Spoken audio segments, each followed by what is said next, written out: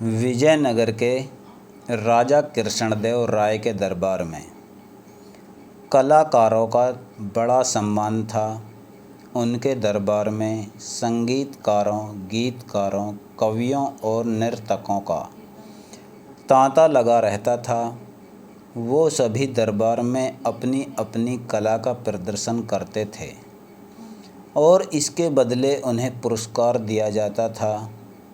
महाराज किसी भी कलाकार को कोई भी पुरस्कार या धनराशि देने से पहले तेनालीराम से सलाह जरूर मांगते थे।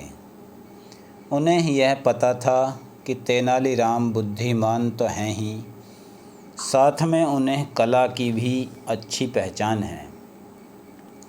तेनालीराम को मिलने वाले इस सम्मान से बाकी दरबारियों को जलन थी।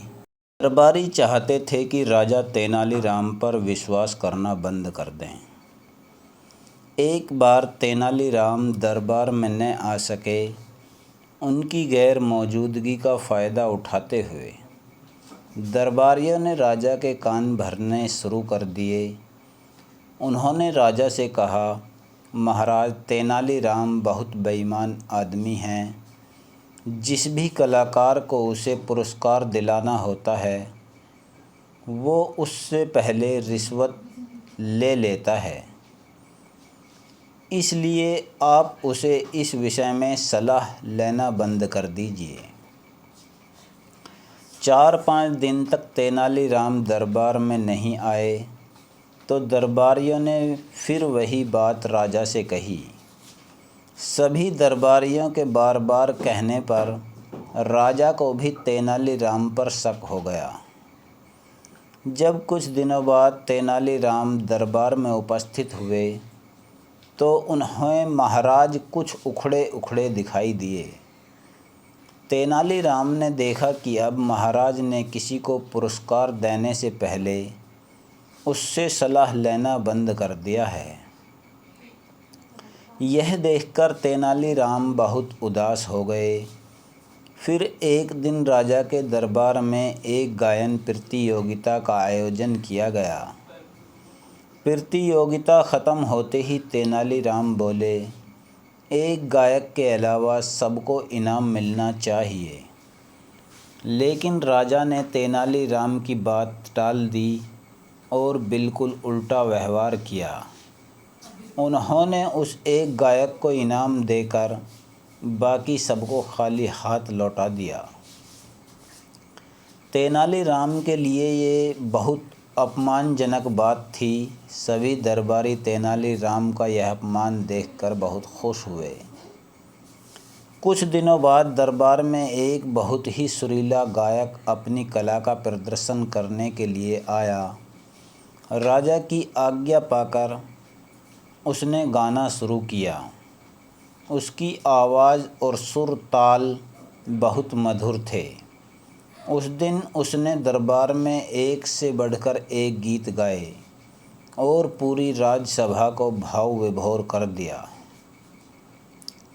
जब उसका गायन समाप्त हुआ तो तेनालीराम उस गायक से बोले, तुम्हारी आवाज़ बहुत मीठी है और मैंने ऐसे गीत अपने जीवन में कभी नहीं सुने।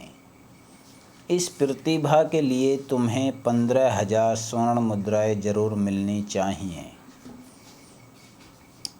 तेनालीराम की बात सुनकर महाराज बोले, तुम्हारी कला वाकई में लाजवाब है, लेकिन हमारे राजकोष में किसी गायक के लिए इतना धन नहीं है, इसलिए अब तुम जा सकते हो। राजा की बात सुनकर गायक बहुत निराश हो गया और अपने वाद्य यंत्र समेटकर जाने लगा। तेनालीराम को उस प्रतिभावान गायक की दशा पर बहुत तरस आया।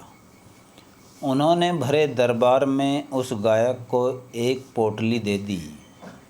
यह देखकर दरबारी विरोध करने लगे।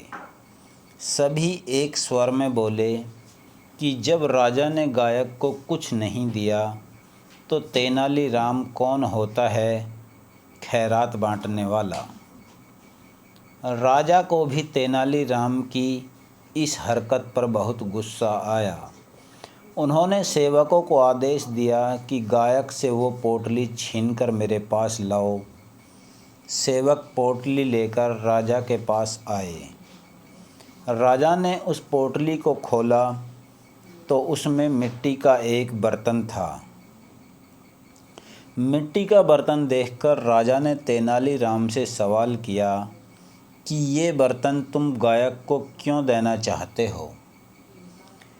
तेनालीराम बोले, महाराज, बेचारा यह गायक इनाम तो हासिल नहीं कर पाया, लेकिन कम से कम इस दरबार से खाली हाथ तो नहीं जाएगा।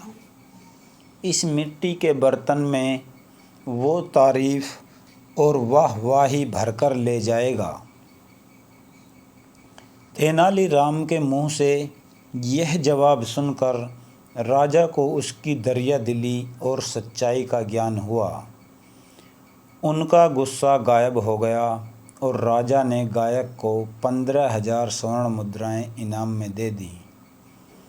इस तरह तेनालीराम ने अपनी सूझबूझ और ईमानदारी के बल पर राजा का विश्वास दोबारा हासिल कर लिया।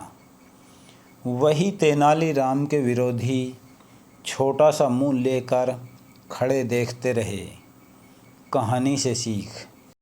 इस कहानी से हमें यही शिक्षा मिलती है कि सच की हमेशा जीत होती है और उसे अंत में सम्मान भी मिलता है।